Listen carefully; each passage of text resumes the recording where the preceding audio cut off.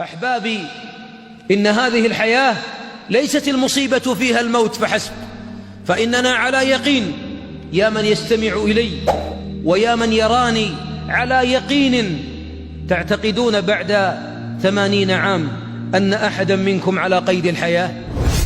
تأمل يا صاحب ال40، أيكون عمرك بعد 80 120؟ تقول الأعمار بيد الله، صدقت، لكن لو بلغت 100 فما أطول ليلك وما أطول نهارك. والله من بلغ 90 فقد مل من حياته، بل من بلغ 80 يريد حسن الختام، لأنه بعد 40 لا تتجدد نعمة، حتى إذا بلغ أشده وبلغ 40 سنة قال ربي أوزعني أن أشكر نعمتك التي أنعمت علي وعلى والدي. إذا كانت 40 يا صاحب 40 هي سن الإبدار وسن تمام النعم وسن الأشد، وما بعدها نقص، ومن بلغ ذروة الهرم فليس بعده إلا النزول. وقف علي ومعه أصحابه على المقابر فقال السلام عليكم يا أهل المقابر، أما أموالكم فقد قسمت، وأما بيوتكم فقد سكنت، وأما أزواجكم فقد تزوجنا غيركم. وهذه لذة الدنيا. البعض منا شابت لحيته وأكبر همه يبني بيت، يؤمن المستقبل كما يدعي. أي مستقبل هذا الذي تتركه؟ الحقيقة إن المستقبل هو ما يكون في قبالة الأيام ومستقبلها. المستقبل فريق في الجنة وفريق في السعير. المستقبل يا من انشغلت بجمع حطامها وحلها وحرمتها، ولوثت وساهمت واستبحت الحرام وحمت حول الحمى، الآن لما غرغر وتحشرج ونصبت النصائب وأعلن الاختبار. والعجيب أن الاختبار أسئلته معلومة والراسبين فيه كثر. من ربك؟ هنا فضحت الدنيا، فضحت له الدنيا، وعلم أن البيت الذي كان يبنيه من طين وحجر ليس المستقبل، وعلم بأن الوظائف التي سنم أبناءه إياها ليس هو المستقبل، والرصيد اللي تركه خلفه ليس المستقبل. لا أقول أن نترك الورثة الفقراء، جميل أن نتركهم أغنياء، خير من أن يتعففوا أو أن يتسولوا على موائد اللئام، لكن ليس هذا الهم في قلبك. ولربما إن لم ترحم أنت نفسك بأن تقدم عملا صالحا لنفسك، فلا أظن أن من خلفك سيرحمك. أقول أما علي فنادى أهل القبور فقال أن الأموال قسمت، والبيوت سكنت، والزوجات تزوجنا، ثم قال هذا خبر ما عندنا، فما خبر ما عندكم؟ أيردون؟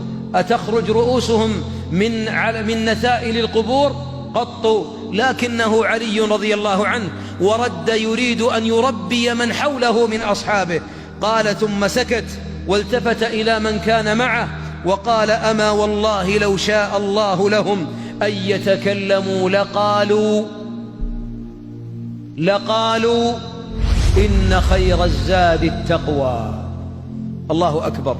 أنت في الحياة في طريق وفي سفر، والعجيب معاشر الأحباب أن هذا المسافر يعلم أنه يسير في دار يعبرها لكي يعمر ما خلفها، فإذا انشغل بالعمار هنا وترك العبور إلى تلك تحسر، وأتت النداءات للمتحسرين رب ارجعوني لعلي أعمل صالحا فيما تركت، فيقال كلا.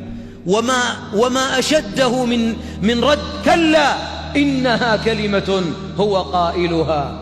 معاشر الأحباب، إذن نتحدث عن أولئك الذين قطعت عنهم وسائل الحياة، كانوا يعتبرون بغيرهم وبات غيرهم يعتبر بهم. أولئك الذين تحت الأرض يتمنون العود، أمنيات في صدورهم، والله لو فتحت وتنسمت تلك القبور لكان يكفي الميت منهم أن يقول سبحان الله، الحمد لله، لا إله إلا الله، الله أكبر. لأنها خير مما طلعت عليه الشمس. إذن العبرة معاشر الأحباب فيما سنقدم بين يدي رحيلنا، وإلا فإن الرحيل آت والله لو دامت لغيرنا ما وصلت إلينا. ذاك الذي قيل له من ربك ما دينك من نبيك فأجاب بها لا أدري، فضرب بمرزبة لو ضرب بها جبل لعاد رماد، والله لو أذن أو خرج الصوت فسمعناه معاشر الخلق من جن وإنس لما طابت الحياة لنا فوق الأرض من فزع ما نسمع من صراخ وأنين رب ارجعون رب ارجعون. وهذا الصياح والأنين أمنياتهم يرجعون لما؟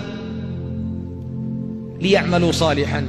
نعم معاشر الأحباب، من أحب شيئا كان هذا طبعه، ولذلك أنت مع من أحببت. من أحب الأذان أحب الطاعة أحب المسجد. كم من رجل شيخ كبير يختم له بين أذانين وبين صلاتين، وبعضهم وهو ساجد وبعضهم وهو صائم وبعضهم في جوف الليل. هذا ليس اجتهاد 4 ساعات في آخر الحياة، هذا اجتهاد في الحياة كلها.